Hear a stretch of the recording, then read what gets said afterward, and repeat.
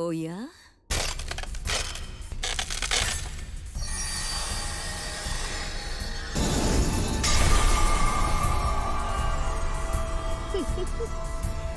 うやく見つけました。 Hey! Hanyuu's back! Welcome to the August Hail. I'm August, and here on the channel I review anime visual novels, but for this series we're going to cover the second season of Higurashi Sotsu. These series of videos will be an episodic review and will serve as a visual novel / original story comparison, as well as a theory crafting series to solve this new mystery of Higurashi. Spoilers for episode 12 of Higurashi Sotsu. And with that said, let's begin. This week's episode of Higurashi Sotsu was a nice one. Well, not in the normal way, but we got more screen time from Hanyuu and more of her backstory. Hanyuu's monologue reveals more about her motivations and history within the world of Higurashi. Within the original story, the actual true insight into Oyashiro-sama is rarely covered.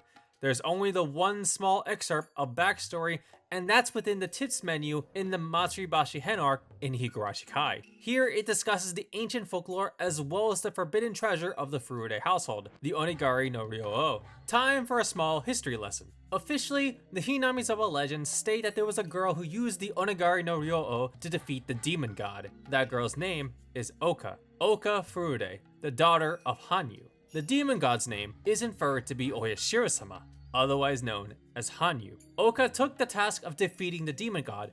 Paraphrasing, the oldest scroll says that the sword destroyed the demon god's horn, but this might actually be the slight injury / crack that Hanyuu has on her horn. After the deed was done, Oka then sealed the sword to hide its existence. According to the cult of Oyashiro-sama, they believe that Oyashiro-sama was the demon god and was the source of all chaos, evil, and sin. In another way, this creates the idea that humans are inherently good and all evil is the work of Oyashiro-sama. Thus, Oyashiro-sama becomes the scapegoat, accepting all the sins of man. The final confrontation between Takano and the club members in the Matsuribashi Hen arc uses the concept of the old maid game to further this idea. As Takano phrases it, it's a game where you seek to make someone the loser by giving them the Joker card. Who will accept the Joker?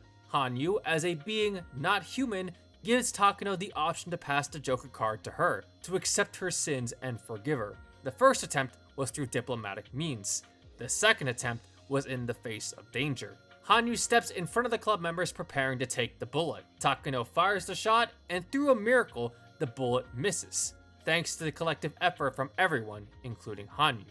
Now bringing us back to where we are now in Higurashi Sotsu, it appears that Hanyuu had passed on after the events of Matsuribashi Hen. She may be a lingering spirit in the Sea of Fragments, but it's her love for Rika that she's giving all of her leftover power to give her the ability to remember her death, in order to find the culprit behind this mystery. From there, we get a recap of the fragments after this point, showing the additional scenes of Satoko's interference.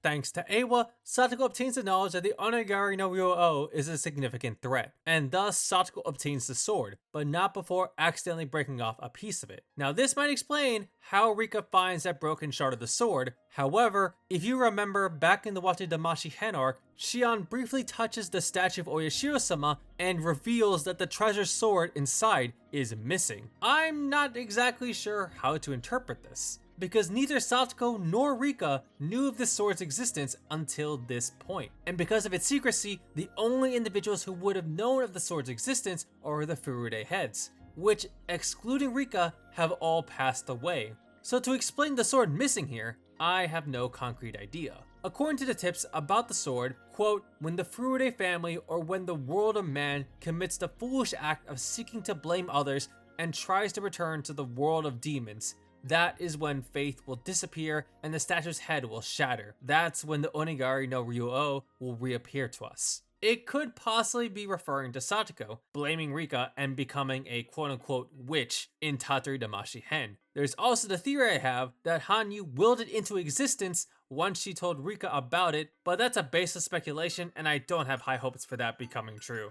What I do have high hopes for is Hanyuu making a stand against Eiwa, finally confronting her for the first time in the meta world. Now let's see what she can do as the true god of this world. So what do you all think of this episode? And what are your thoughts? I would love to hear them. If you like what I do here, consider subscribing and check out some of my other videos here on the channel. New content every week. Thank you all for watching, and I'll see you all later.